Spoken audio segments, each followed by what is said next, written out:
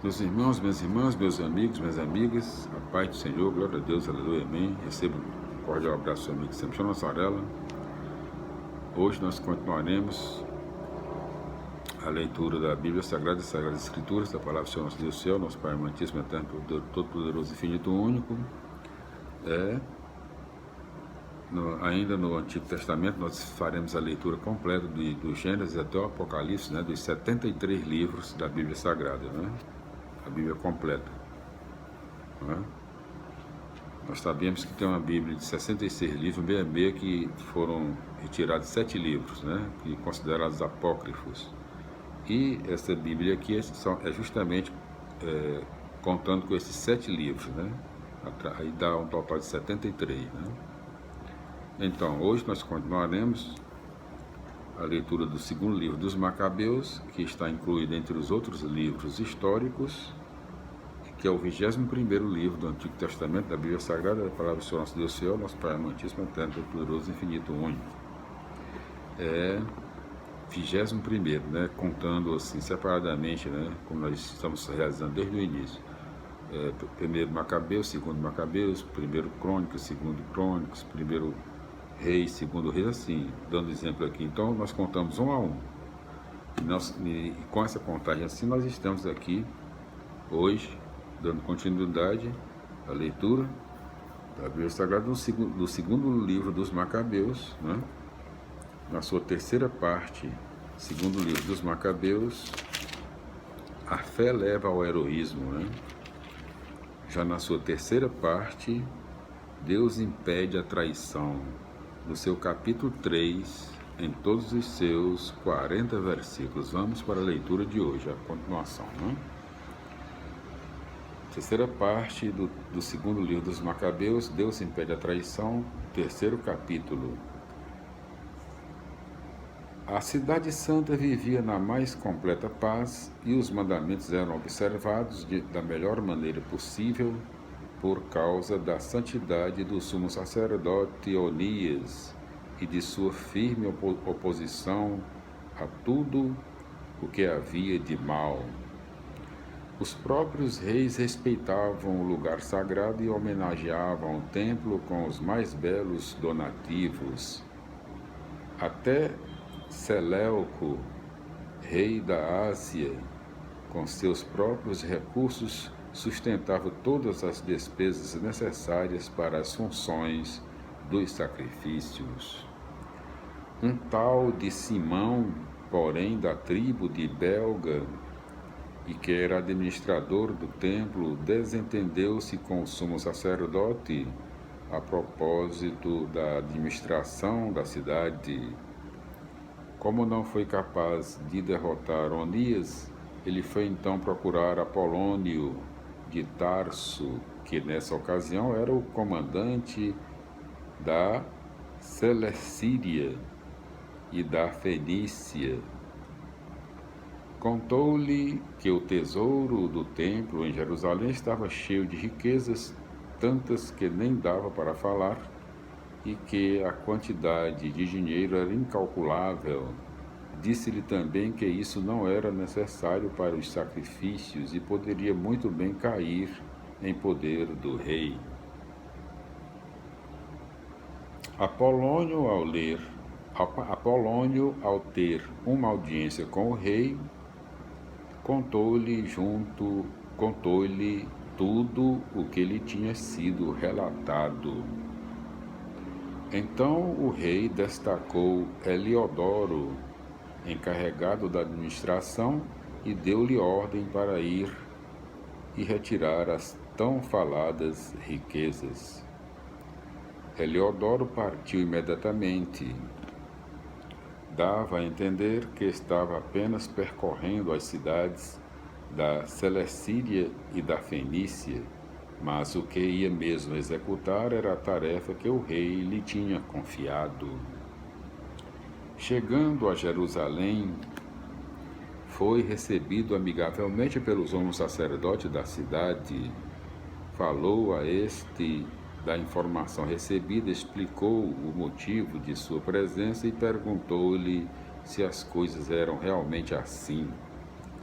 O sumo sacerdote, de sua parte, explicou que as coisas aí depositadas eram de viúvas e órfãos, e que algumas coisas pertenciam a Hircano, filho de Tobias, homem poderoso e de alta posição. Diversamente do que estava sendo espalhado pelo irreverente Simão, disse também que havia um total de 14 toneladas de prata e 7 de ouro. Disse ainda ser inconcebível que se cometesse tal injustiça contra os que confiaram no lugar santo, na sagrada inviolabilidade do templo, venerado no mundo inteiro. Heliodoro, porém, seguindo as ordens recebidas do rei, afirmou resolutamente que tudo isso devia ser transferido para o tesouro real. Marcou uma data e se apresentou para fazer um inventário das riquezas. Isso provocou enorme agitação em toda a cidade. Os sacerdotes, com suas vestes sagradas e prostrados no chão diante do altar, invocavam o céu, cuja lei tinha determinado esses donativos e segundo a qual se deviam conservar intactos os bens em favor daqueles que os tinham depositado. Quem olhasse para o sumo sacerdote ficava de coração partido, pois o olhar e a palidez do seu rosto mostravam a agonia que lhe ia na alma. Ele estava tomado de pavor e o tremor do seu corpo mostrava a todos os que o viam o sofrimento que levava no coração. Aos bandos vinham as pessoas correndo de suas casas para as rogações públicas por causa do ultraje que ameaçava o lugar santo. Com saias de pano grosseiro, as mulheres se amontoavam pelas ruas.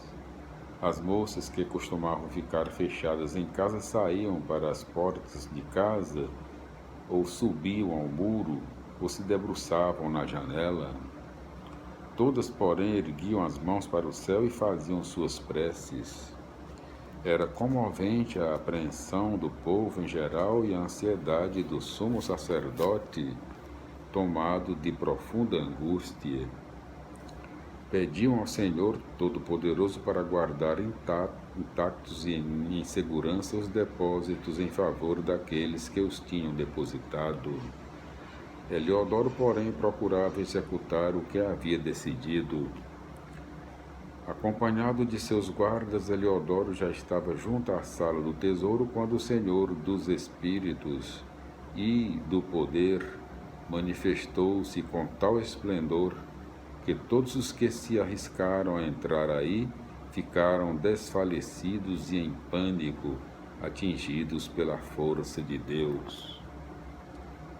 Apareceu-lhes um cavalo encilhado com um belíssimo arreio e montado por terrível cavaleiro.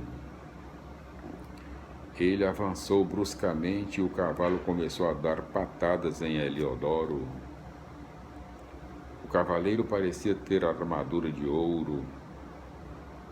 Apareceram também para Heliodoro outros 2 jovens extraordinariamente fortes, muito belos e com roupas magníficas.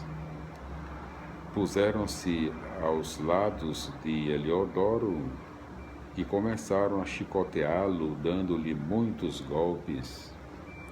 Heliodoro caiu logo no chão.